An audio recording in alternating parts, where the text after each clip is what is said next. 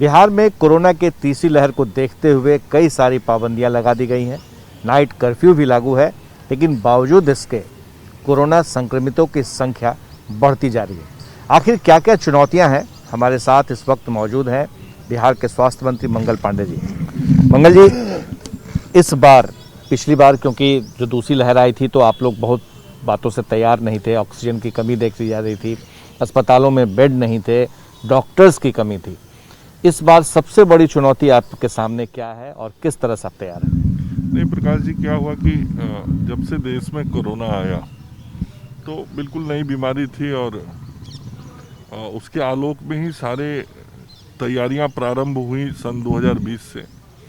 लेकिन हर महीने बीतने के साथ हम अनुभव भी लेते गए और जो दोनों वेव आया तो दोनों वेव के कारण जो परेशानियां चुनौतियां सामने आई उससे सीखे हम लोग और हम लोगों ने हमेशा बेहतर तैयारी की। और आज जरूर ये स्थिति है कि जब तीसरा वेव जैसा दिख रहा है और एक नया वेरिएंट जैसा भी ओमिक्रॉन का असर आना शुरू हो गया, ऐसी परिस्थिति में जो महत्वपूर्ण चीज़ थे, पहला महत्वपूर्ण कार्य था कि टीकाकरण ज़्यादा से ज़्यादा देना। ये सबसे बड़ा बचाव का उपाय था और आपने देखा होगा कि बिहार ने इस काम को बहुत बढ़िया तरीके से किया और देश के टॉप 5 राज्यों में हम शामिल हैं और अभी तक हमने 10 करोड़ 34 लाख से अधिक टीकाकरण कर दिया और जो 15 से 18 वाला टीकाकरण है वो भी तेजी से कर रहे हैं। तो टीकाकरण बचाव का सबसे बड़ा उपाय। दूसरा था कि आप टेस्टिंग करते रहिए। टेस्टिंग में कमी आने से चेन बनने का डर रहता है। तो भले ही बीच के महीनों में केसेस कम हुए थे, हमारे पास एक्टिव केसेस बहुत घट गए थे, लेकिन हमने टेस्टिंग को कभी कम नहीं होने दिया। क्या मतलब टेस्टिंग किस आधार पर होती थी? क्योंकि अगर किसी ने कोई शिकायत की उस आधार पर, या फिर आप रैंडम लोगों से बात करते थे लोगों से, या कोई अपनी दिलचस्पी दिखाता था कि मुझे कोरोना टेस्ट कराना है? क्योंकि वो जो संख्या दिख रही है वो लगभग उसी के आसपास है जितना कि पहले भी हो रहा था। ये सतत टेस्टिंग हर पंचायतों में लगातार हम लोग करते रहते थे। केसेस तो आते ही थे, 10, 20, 50 की संख्या में केसेज आते थे। तो जो केस आया उस क्षेत्र को, उस ब्लॉक के एरिया को, उस पंचायत के एरिया को सघन रूप से टेस्टिंग कराना। इसके अतिरिक्त भी पंचायत के अंदर टोलियों को भेज के लगातार जांच करवाते रहना। जो हमारे बॉर्डर्स के एरिया हैं वहाँ पर थोड़ा ज़्यादा ध्यान रखना और ट्रैवलर्स पर ज़्यादा ध्यान रखना। बीच के दिनों में आप देखे होंगे 2 महीने पहले से ही हम लोगों ने हवाई अड्डों पर, बस स्टैंड्स पे जांच बढ़ा दिया था, रेलवे स्टेशंस पे। तो जांच को कभी हमने कम नहीं होने दिया। उसके कारण कभी बड़ा चेन बिहार में बीच के कई महीनों में नहीं बना होगा। अभी भी जो असर देश के कई राज्यों में दिख रहा है उसकी तुलना में मैं कह रहा हूँ बिहार में वो संख्या कम आपको दिखेगा आबादी के हिसाब से। तो जांच बहुत बड़ा बिंदु है, उस काम को हम लोग लगातार आज भी कर रहे हैं। तीसरा चीज है कि इसी बीच में सिस्टम्स को स्ट्रेंथन करना। अब जो सिस्टम को स्ट्रेंथन करना है उसमें सबसे बड़ी चीज थी कि ऑक्सीजन की उपलब्धता को बढ़ाया जाए। तो आप और कई मीडिया मित्रों ने ग्राउंड लेवल रिपोर्टिंग किया कि किस तरीके से पूरे बिहार के अस्पतालों में हम लोगों ने PSA प्लांट्स लगाए हैं, ऑक्सीजन क्रायोजेनिक टैंक्स लगाए हैं। और आज लेकिन ये कहा जा रहा है कि आपने सब तैयारियां तो कर ली ऑक्सीजन को लेकर के, लेकिन जो कैप्सूल है जिससे कि ऑक्सीजन बनाया जाता है, जो अभी भी बिहार में नहीं आ पाया है, क्योंकि वो कैप्सूल जब तक नहीं बनेगा फिर आप आयात करेंगे या जो इंडस्ट्री है उनसे आप लेंगे, फिर यहाँ पर ऑक्सीजन की तैयारी होगी। मैं नहीं समझ पा रहा आपके प्रश्न को। ये जो जहाँ से ऑक्सीजन लाया जाता है, जिस कैप्सूल को डालने से ऑक्सीजन तैयार होता है, ऑक्सीजन बनता है जो आप बनाते हैं। ऑक्सीजन 2 तरीके से बनता है।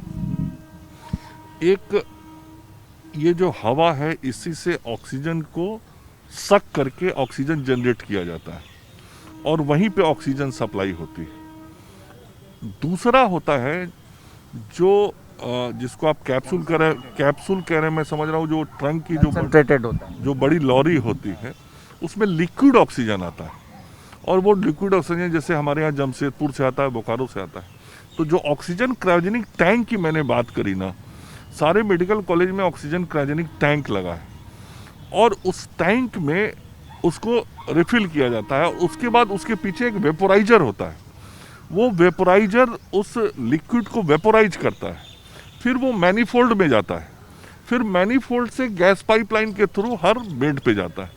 तो ये सिस्टम हमारे सारे मेडिकल कॉलेज में हो गया है और उसका बाकायदा 5 साल का कॉन्ट्रैक्ट हम लोगों ने किया हुआ है और जिस कंपनी के साथ कॉन्ट्रैक्ट है वो पूरी अपनी सेवाएं दे रहा है। दूसरा, जो भारत सरकार के द्वारा, DRDO के द्वारा और राज्य सरकार के द्वारा और कुछ स्वयंसेवी संस्थानों के द्वारा लगभग 125 जगहों पर PSA प्लांट्स लगाए जा रहे हैं जो हवा से ऑक्सीजन को निकाल के फिर ऑक्सीजन सप्लाई करता है। तो ये जो प्लांट्स लगाए जा रहे हैं ये भी 121 जगह पे लग चुका है। लोगों को आप ये आश्वस्त कर रहे हैं कि ऑक्सीजन की कमी इस बार कहीं नहीं दिखेगी, लोगों को उपलब्धता अपने हॉस्पिटल में जहां भी वो एडमिट होंगे आराम से मिलेगा, क्योंकि ये देखा गया था कि ऑक्सीजन आखिरी मोमेंट पर पिछली बार अगर याद होगा तो कि अब ख़त्म होने वाला है, अब है ही नहीं, बचा ही नहीं है, अफरा तफरी का माहौल था, यहाँ से वहाँ, वहाँ से यहाँ किया जाना। नहीं, देखिए पिछली बार भी किसी भी अस्पताल में ऑक्सीजन खत्म नहीं हुआ था। हाँ, ये दबाव बना रहता था कि 4 घंटे 6 घंटे ये दबाव रहता। तो इस बार जो ये सारी व्यवस्थाएं हुई हैं तो इस प्रकार का ना तो अफड़ा तफड़ी रहेगा, ना लोगों को ऑक्सीजन की दिक्कत होगी और जितना ऑक्सीजन की आवश्यकता हमको है उससे ज़्यादा ऑक्सीजन उत्पादन आज हम कर रहे हैं। और हमने ऑक्सीजन सप्लाई सिस्टम, जिसको मैंने ऑक्सीजन क्रायोजेनिक टैंक का नाम दिया है, आप में से आपने भी, ABP चैनल ने भी उसको दिखाया है। तो वो सारी व्यवस्थाओं को हमने खड़ा किया, वो एक काम था। दूसरा, मैन पावर बहुत ज़रूरी था।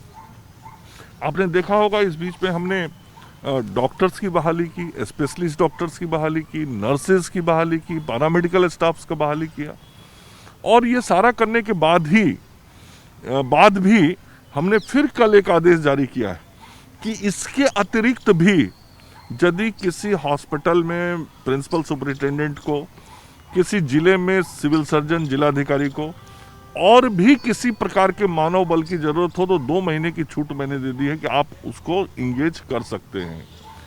और इसके साथ ही जो जिला अस्पताल या मेडिकल कॉलेज हॉस्पिटल है वहाँ ICU बेड्स बढ़ाने थे, वो भी काम पैरेलली चल रहा है। साथ ही पिछले बार का याद होगा कि हमको कुछ स्टाफ्स के ट्रेनिंग की ज़रूरत थी, खास करके वेंटिलेटर चलाने के लिए। ये भी देखा गया था कि वेंटिलेटर्स तो आपके पास मौजूद थे या वेंटिलेटर्स लोग देने को भी तैयार थे, लेकिन उसे चलाने के लिए हमने दिया था प्राइवेट हॉस्पिटल्स को। आपने भी दिया प्राइवेट हॉस्पिटल्स को, जरूरत पड़ी तो मैंने भी दिया, लेकिन उसे चलाने के लिए टेक्नीशियंस नहीं थे। उसमें भी ये मीडिया के मित्रों ने नहीं बताया कि 1100 से अधिक वेंटिलेटर चल रहे थे, 64 नहीं चल रहा था उसको दिखाया। खैर वो भी चलना चाहिए था, मैं इसको मानता हूँ। इसलिए वैसे लोगों की भी ट्रेनिंग, जो टेक्नीशियंस हैं, एनेस्थेटिस्ट हैं, जो डॉक्टर्स हैं, उन लोगों की भी ट्रेनिंग पटना एम्स से हम लोगों ने इस बीच में करवाई है। तो जो ट्रेनिंग का पक्ष था उस काम को भी हम लोगों ने किया है। दवाइयाँ जितनी ज़रूरत है उन दवाइयों को हम लोगों ने प्रोक्योर करके रखा हुआ है। अच्छा, आप इस बार दवाई कैसे इंश्योर करेंगे, क्योंकि मैं देख रहा था कि डाक विभाग के डाकिया है वो लेकर के चला जाएगा या फिर और भी माध्यम होंगे जो घर तक पहुंच जाएगा, तो ये आप कहां से करेंगे, कैसे इंश्योर करेंगे? अगर किसी को दवाई की ज़रूरत पड़ेगी तो वो उस तक कैसे दवाई पहुंचेगी? देखिए, पिछली बार और इस बार में जो चेंज हम लोग देख रहे हैं, क्योंकि जैसी परिस्थिति है उसके अनुसार जनता को हमको मदद करना है, तो इस बार ये देखने में आ रहा है कि जो नंबर ऑफ केसेज आ रहे हैं वो केसेज स्प्रेड बहुत तेज़ी से कर रहे हैं, फैल रहे हैं बहुत तेज़ी से, लेकिन सिविरिटी कम है। पिछली बार आप ध्यान दीजिए, जो पॉजिटिव होता था तो उसको थोड़ा अस्पताल तुरंत जाने की ज़रूरत पड़ती थी या ऑक्सीजन लेवल का असर आ जाता था उसके बॉडी पे। इस बार ये ऐसी चीज़ें नहीं आ रही हैं। तो इस कारण क्या हो रहा है कि अधिकतर लोग होम आइसोलेशन में रह रहे हैं, क्वारंटाइन घर पे रह रहे हैं। तो हमारा ये फर्ज है, हमारा यह दायित्व है कि जो जहाँ है वहाँ तक सेवा को पहुँचाने की कोशिश की जाए और वहाँ तक व्यवस्थाओं को हम ले जाएं, इसका प्रयास हम करें।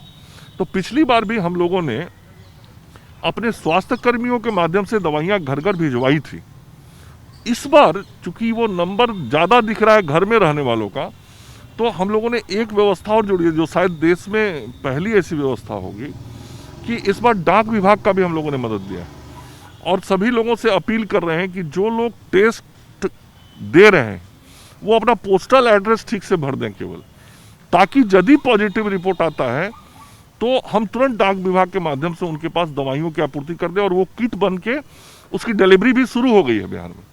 बहुत अच्छा किट बनाया है, कौन कौन सी दवाइयाँ देनी है, कैसे खाना है, ये सारा उस पे लिखा हुआ है और हेल्थ डिपार्टमेंट की तरफ से वो किट उन लोगों को भेजा जा रहा है।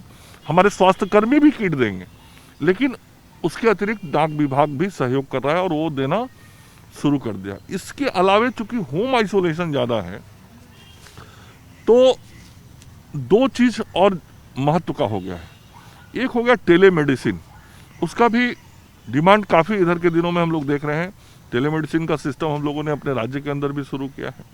आज ही मैं एम्स का रिव्यू कर रहा था, वहाँ भी इसकी चर्चा डॉक्टरों ने की है। तो टेलीमेडिसिन के माध्यम से लोग मतलब परामर्श ले रहे हैं, तो जाना नहीं पड़ रहा है बाहर में, वो काम भी हो रहा है।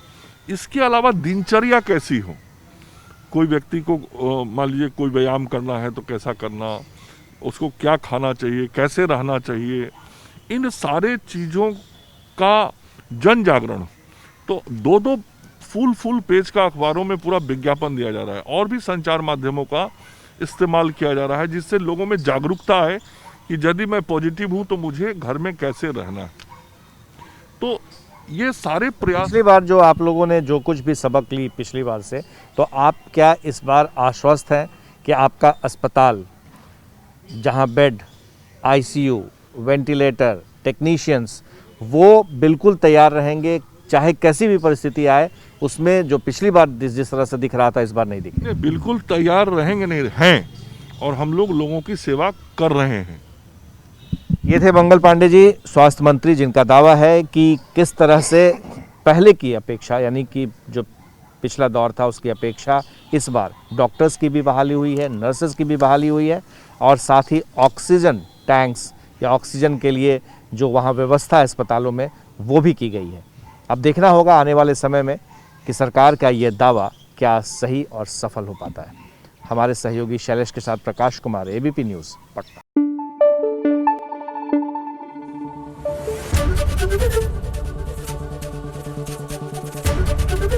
एबीपी न्यूज आपको रखे आगे।